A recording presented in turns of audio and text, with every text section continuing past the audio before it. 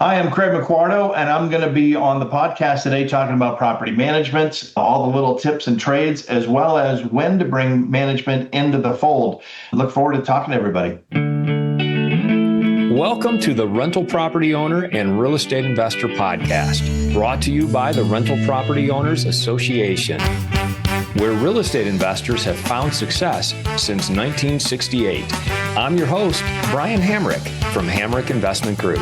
This episode is sponsored by Green Property Management, managing everything from single-family homes to apartment complexes in the West Michigan area. Find out more at greenpropertymgt.com. And RCB and Associates, helping real estate investors and small business owners navigate the complex world of health insurance and Medicare benefits at rcbassociatesllc.com. Hello and welcome to episode 521. Turning around underperforming properties is where the money's made. My guest today is Craig Mardo, VP of Multifamily at VCS Property Management. With over 20 years in the business, Craig has built a reputation for cleaning up operations, reducing delinquencies, and boosting tenant retention. He's here to share what every owner needs to know about tenant psychology, maximizing NOI, and why property managers should be involved from day one. Craig, welcome to the show. Thank you, Brian. Tell us a little bit about yourself and your background as a property manager. You know, how did you become a property manager and how did you kind of build this portfolio that is underneath you? Originally, I had been in other industries and ran other businesses, and a friend of mine, this is 30 plus years ago, bought a 2,000 unit building in Hollywood, Florida. And he hired me to run the property more, and I came in to run it like you'd run a business. And this was back before any of the current systems or software. We're still doing leases by hand and everything else. And there was a lot of retail space there involved as well. So, we managed the property the way you would run, any other industry kind of thing, following the laws, which were a lot less back then. So, and that was sort of my first foray, but it was a huge property. We had, 12 people on staff. We had huge maintenance. It was, on the beach and everything else. So it was a large operation. And then eventually sold that building. Everyone did very well in the separation of it. And then as I moved on in my career, I started to have property management in the background, sort of as a secondary. I had properties that I would manage that didn't need my full attention while I, did other things. And then little by little, my property management started to get more significant and until it became to the forefront. And having worked privately for owners for many years, a while back, I took my first job working for a management company. And that only started because I knew there was a property that they were going to have a hard time staffing, and I wanted to run that property. And so I went to work for that company, and I realized quickly that, these large management companies were making so many mistakes. And whether it's from operations or from the way they handle their HR and their dealings with the managers, their financials, the way that they ticky-tack, charges and costs that get buried under, in the reports to the owners. And then I also, from an ethical standpoint, had a problem because I found that there was a lot of the mistakes and holes in property management that the companies were making were not showing up on the reporting that they were sending to the owners. And for someone who had come from working for the owners, I felt more obligation to them than I did to the company, and it was an issue. So I'd worked for a couple of different companies, and they all had their own, pluses and minuses, and I sort of took the best from each and started avoiding the worst. And I was actually in line to set up my own management company. And then the owner of VCS approached me and basically offered me to come, run the multifamily division here. And it's been fantastic. The partnership's been amazing. My boss, Vinny, runs commercial and I run multifamily. And we're in Portland, Oregon, which is a peculiar location anyway, because not only do we have to deal with federal laws and state laws, but post-COVID, then they now have specific county and city regulations that no one else has. So I could have two properties, 100 feet away from each other that could have completely different rules depending on where the city limits are. And so that's always fun to navigate. And then plus we're very close to Vancouver, Washington. So we also have properties on the Washington side, and they have their own set of rules and laws. And that's always, it's a whole nother layer. But, I have, what we've done now is developed amazing relationships with our owners and have very set, parameters. Like, for example, I'm onboarding 2 new properties this month that we're taking on. And unfortunately, one of them, we just got the documentation and there's just not enough paperwork. I mean, the leases, there's 10 to 15 units that don't have leases at all. They're sending us leases that are unsigned. There's no documentation of notices, no 10 days. There's no violation notices. Nothing. There's just nothing. What was this managed professionally by a different company? Yes, by a very well-known national company. And the funny thing is, this is not uncommon. This is almost every new property we take on, and I won't mention the company names, but top 5 in the country. We've taken properties from them, and their documentation is horrendous. And that first company I went to work for, it was a top 5 company. And that first property I took over, I had to have individual one-on-one meetings with every single tenant, because there was no documentation that 30% of the property actually lived there. And so what was baffling to me was, what was the dynamic and the relationship between the management company and the owners that they didn't know that? Where was the audit of the records? Where was the files? Where was the rubber, not the rubber stamp? Where was the oversight to that? And there really isn't. A lot of owners are just trusting that you're a large company. You do this for a living. You do all the things, and then all they do is ask for reports. And if the numbers look good, great. And they don't, they're not as invested in the weeds. And it also depends on the size of the owner. There are a lot of corporate owners. There's a lot of true investors who aren't going to come on site. They're not going to look at books. They're not going to, walk a property other than maybe once a year to see how their investment's going, kind of thing. And I have other owners who are knee deep. They want to do the inspections themselves, and they want they want to turn over every leaf, and they're fine too. But the way I treat property management is that it's a partnership between me and you, the owner, because it's your investment. And I teach this class where I tell people that, you have to understand that you are not actually a property manager. That's not your job. Because if you think about what a property manager's job is, an on-site, you're managing someone's business. So you're a business manager, if not an investment manager. And if you have that hat on, all the decisions that you make throughout the course of your day should go through that lens, as opposed to the property manager lens, which would favor the owner as opposed to the management company.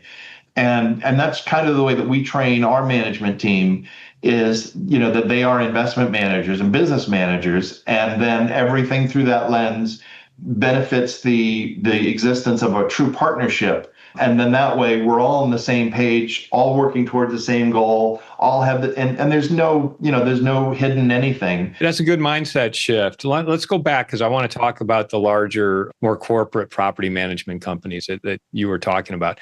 And I've kind of seen this myself, but what are some of the telltale signs or red flags that you should look for to know whether you're corporate, and we're just talking about the larger, maybe national or maybe regional institutional management companies?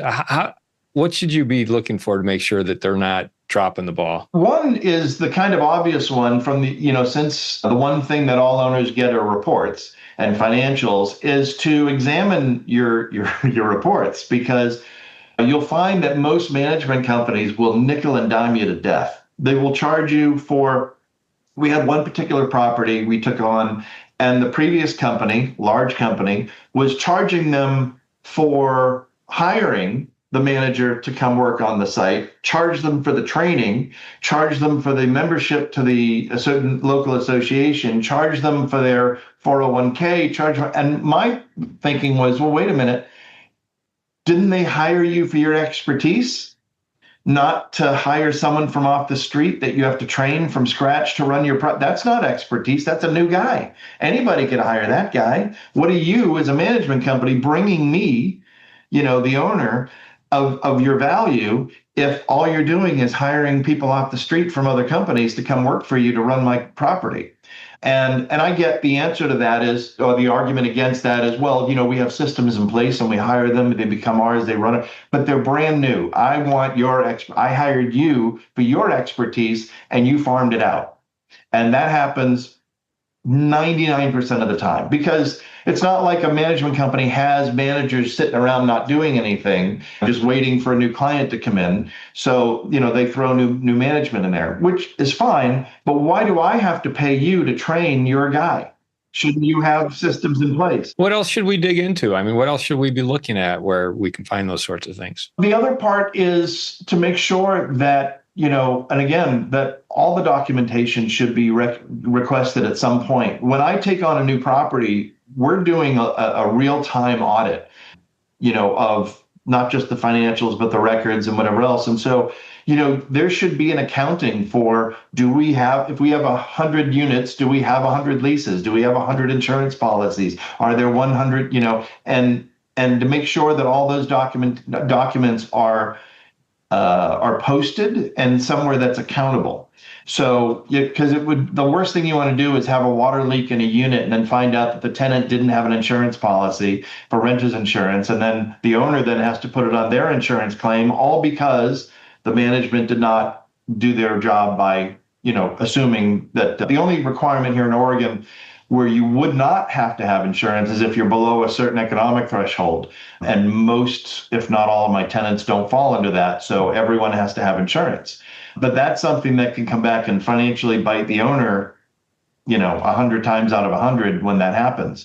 So it's really about making sure that you're looking at more than reports, that you need to do a little more babysitting, whether it's every 6 months or every 12 months. You want to make sure that their files are up to date, because they frequently get neglected.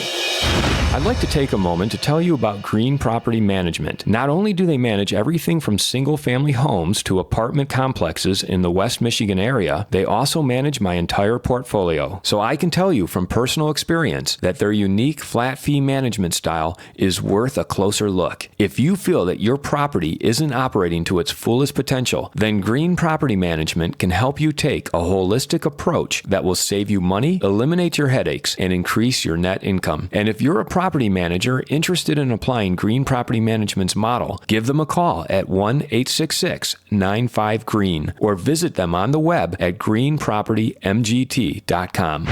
If you're thinking of leaving your W-2 job and becoming a full-time real estate investor, one of the greatest costs you must consider is healthcare for you and your family. When I made this transition myself, I found the whole healthcare insurance process to be confusing and frustrating. That's why I'm glad I met Chad Creasy at RCB and Associates. Chad is a professional health insurance agent who helps real estate investors and small business owners understand and choose their best healthcare options. And best of all, his services are covered by the insurance company and won't cost you a dime. If you live in Michigan and are expecting a change in your healthcare insurance coverage for any reason, or losing employer coverage or transitioning into Medicare, then you owe it to yourself to contact Chad Creasy at rcbassociatesllc.com. Talk about the alternative, because I do think that you make a lot of good points about the more corporate property management companies.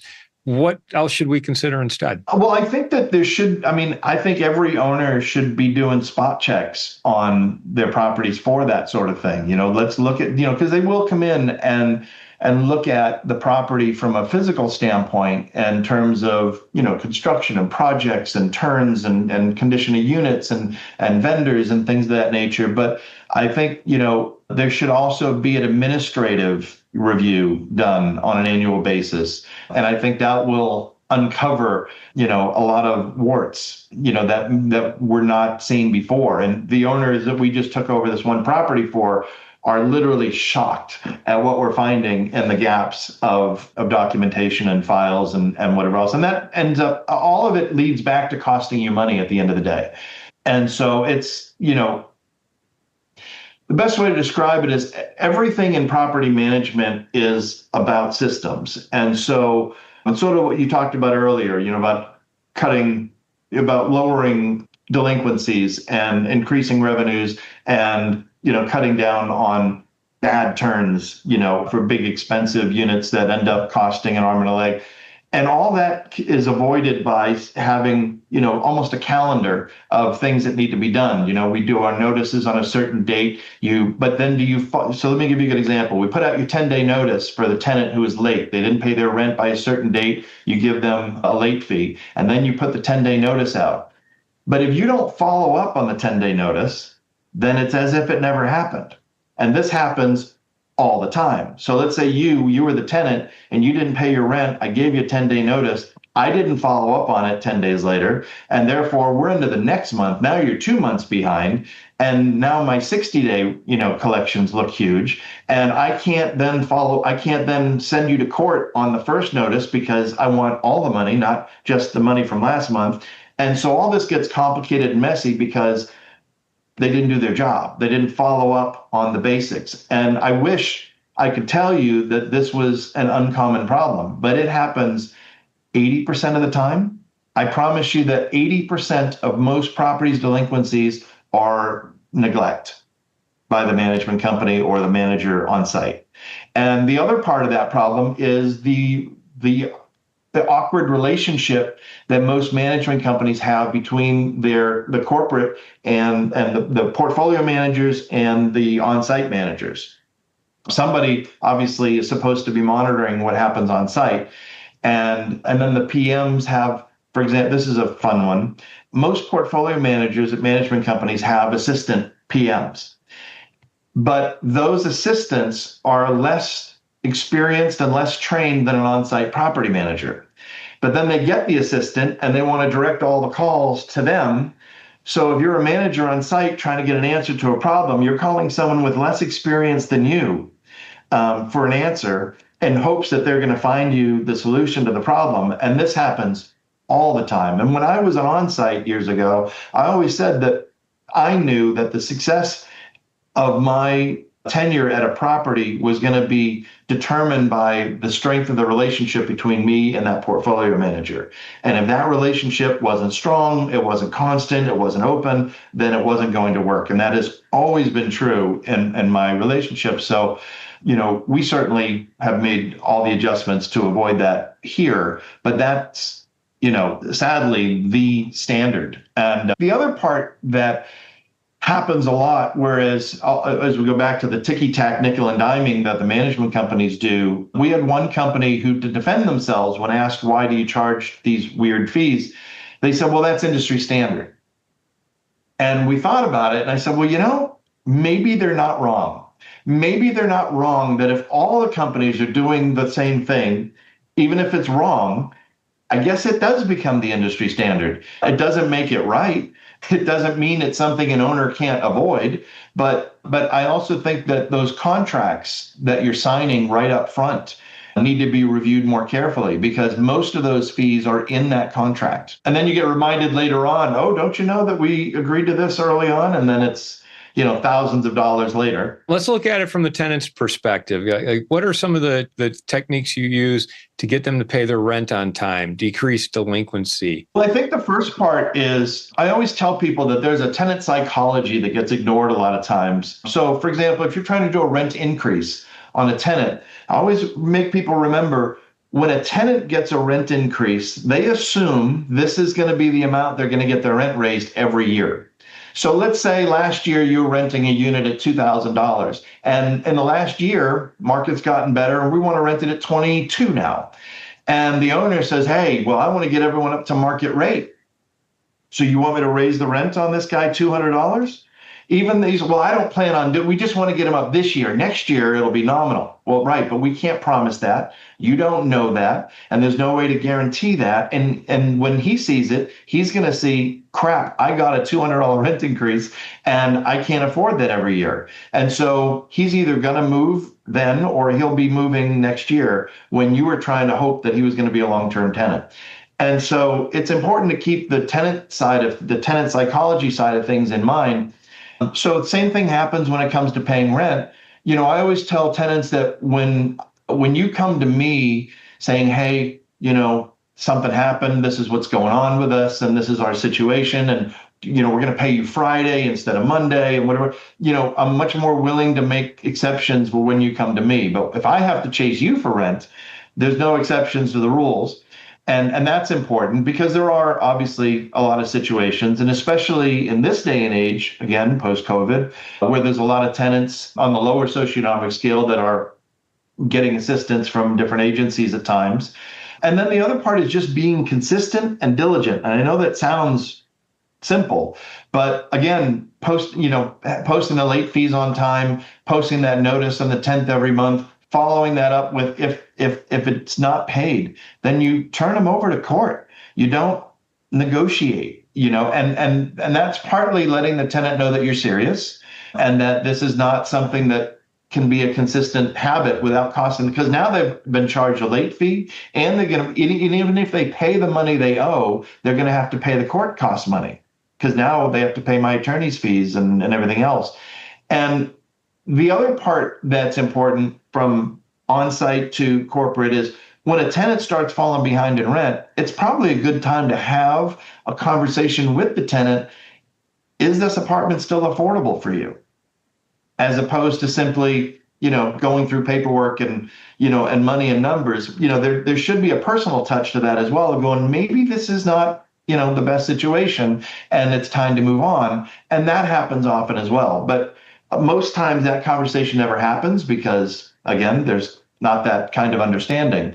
But the other part of delinquencies also is making sure that you're following through all the way through with your steps. So the management companies do not communicate with each other. But if I have a bad tenant and they got evicted for either for money or for cause, how do I make sure that everybody else knows? Because there's many major, I think almost the top 5 or 6 management companies now do not do resident references anymore. If someone lived at one of those properties and I try to get a rental reference, they will say we don't do references, and they will not tell you if they were a good or a bad tenant. So the only thing that we have is to be able to A, send them to collections if they owe money, or B, follow this eviction process through to its completion. And by doing that, that eviction shows up on the credit report, or that collection shows up on the credit report. So even if I can't get a screening from that company, or they can't get one from me, at least they know based on the credit report that this person owes money to a previous landlord, which is the number one killer of any application. But a lot of companies just want to get rid of a tenant. They just want them to move on. And so the problem is, if everyone took that attitude, then then we're just passing bad tenants to each other.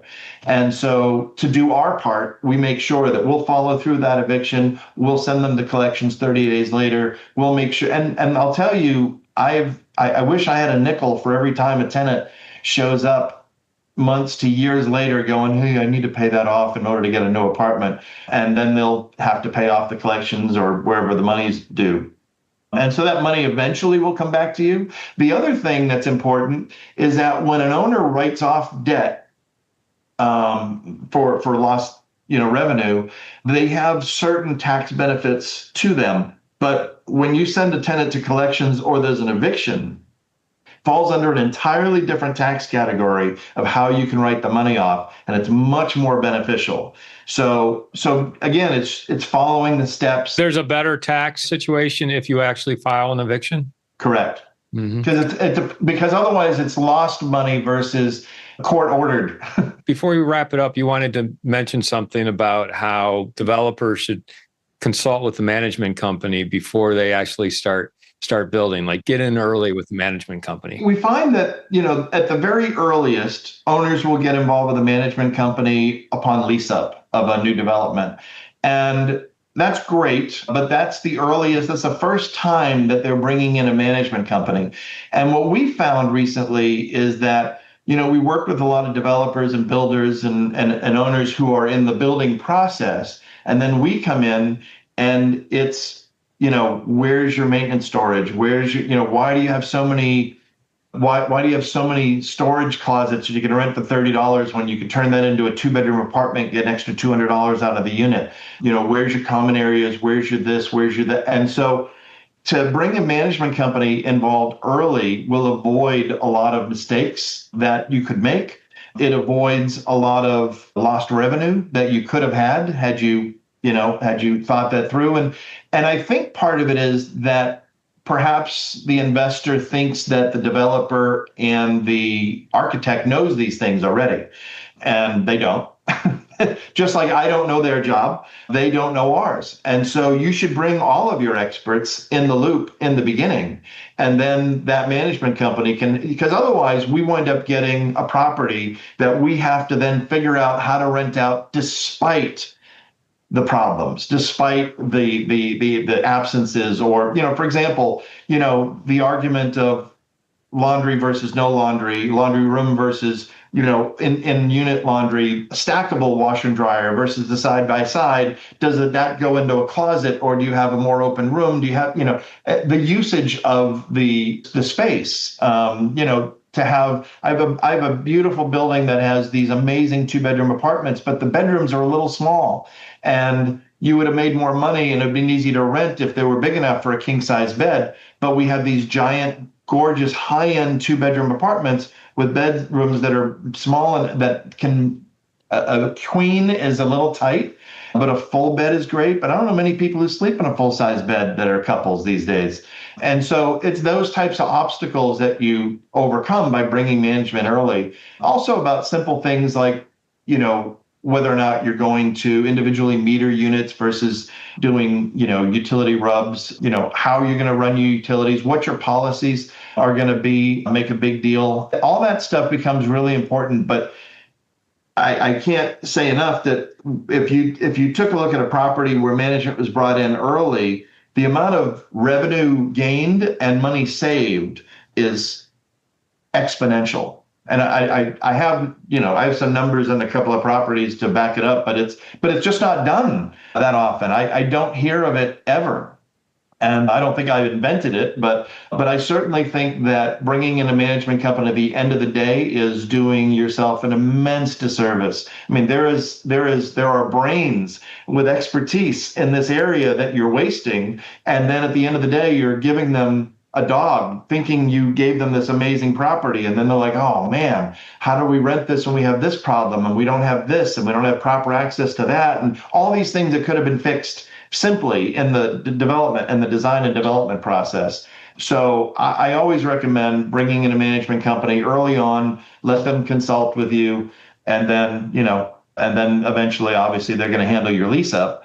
But all that it all goes back to the dynamic of the relationship. It's the partnership of managing this property together. So if you're going to build something from scratch, this is our building that we're building that we want to be involved in to, maximize the potential of what we're looking at. Craig, how would our listeners find out more about you or get a hold of you? They can reach us at VCS Property Management. That's vcs-pm.com.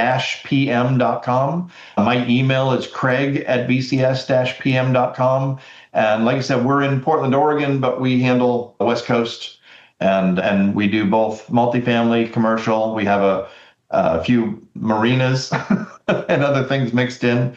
But like I said, we're always looking to expand and develop new relationships. And that's really what it is. We're not looking just for new clients. We're looking for new relationships with owners who are looking for, and we have some, like anything, owners who have long-term holds and legacy properties, people looking to flip their properties in 6 to 24 months, and all of those require different management strategies. So you need to make sure that your management company understands that, because that will change how the property is managed. How are you using AI in property management? We're certainly using it on the websites. So especially for some reason, prospective tenants love messaging you at 2 a.m.